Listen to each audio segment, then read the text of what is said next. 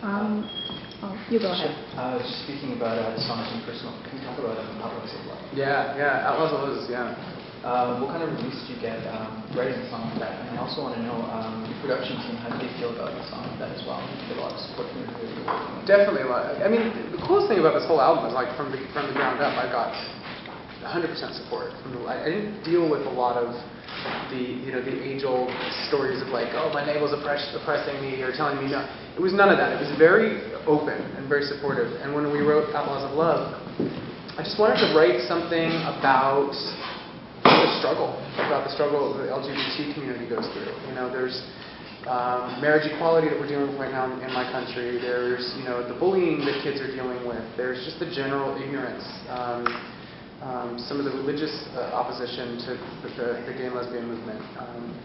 I just wanted to write something about how it feels to be part of that, to be somebody that's like, look, I'm being outlawed, I'm being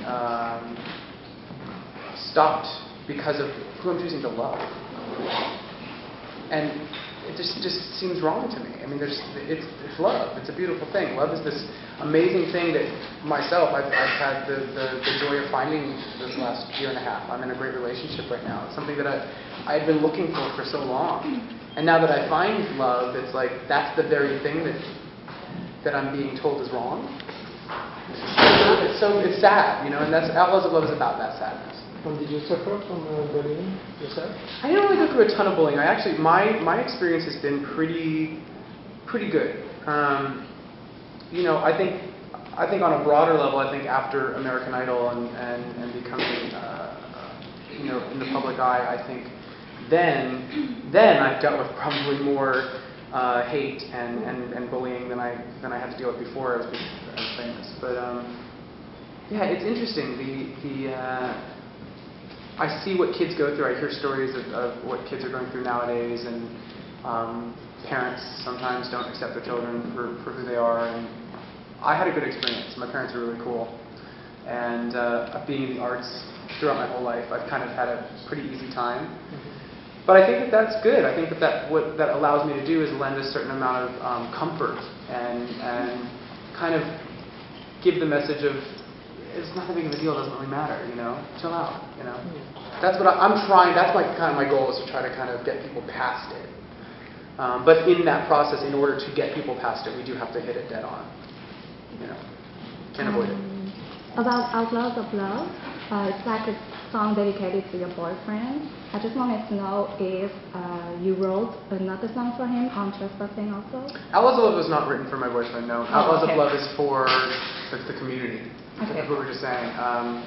It's about the struggle, But there are some songs that I did write for my boyfriend. Oh, that's yeah. really nice. Yeah, there's a song called Nirvana that's on the bonus edition that's definitely written about him.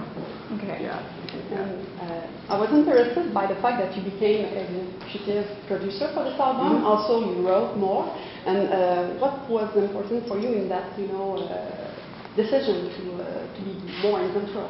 Well, it's my name on the cover of the CD, and it's my picture. So I feel like, if that's going to be a representation of who I am as an artist and as a person, I really want it to be a true representation of that. But does it mean that you are able to make more decisions? Definitely. Okay. Yeah, definitely. I mean, the executive producer role basically means I was in the creative driver's seat.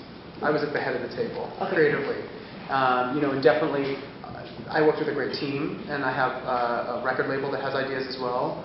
But everything was discussed. It was all a team effort, and I got final veto power on everything. You know what I mean? Nice to have. Yeah. So if there was something that I just didn't want to do, I didn't do it. And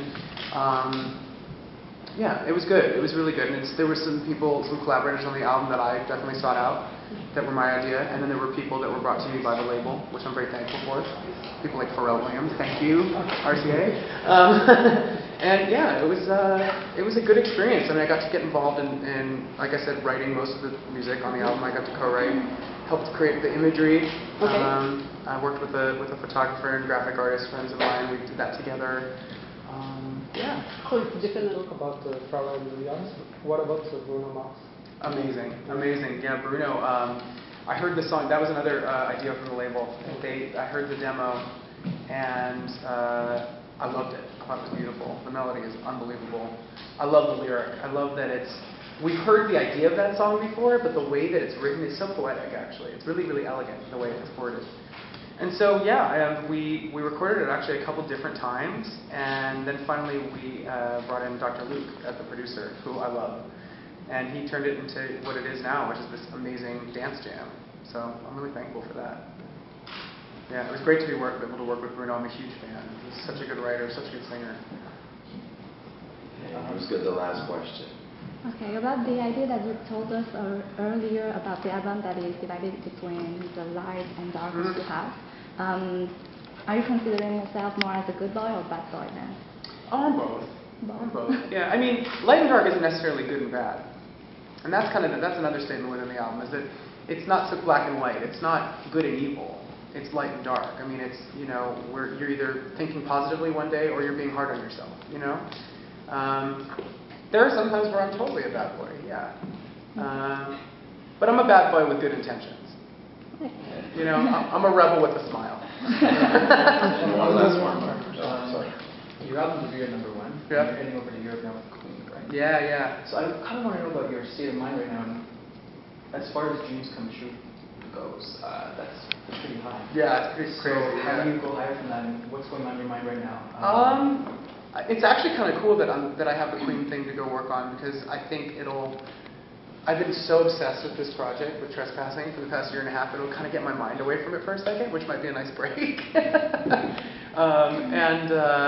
Yeah, I think it'll be a nice challenge artistically to go and kind of be singing music that I didn't write for a minute again, and to basically be on stage with legends and to just try to make them happy. I'm there as their guest, so I do believe in good manners, and I was raised well, and I intend to go in there with the utmost respect, and also to the Queen fans that are there that loved Freddie Mercury as much as I did. The idea is to pay homage to his memory and to try to sing these songs the way he intended them to be sung, not in a mimicking fashion, not to imitate. Of course, people are going to draw comparisons, but the idea is just to sing great music. So, yeah. How do you keep your hair so perfect every day? Hairspray is my friend. Yeah. Thank you for your time. We'll, Thanks, guys. Appreciate it. Yeah, thank you. travel a little later. Thank you.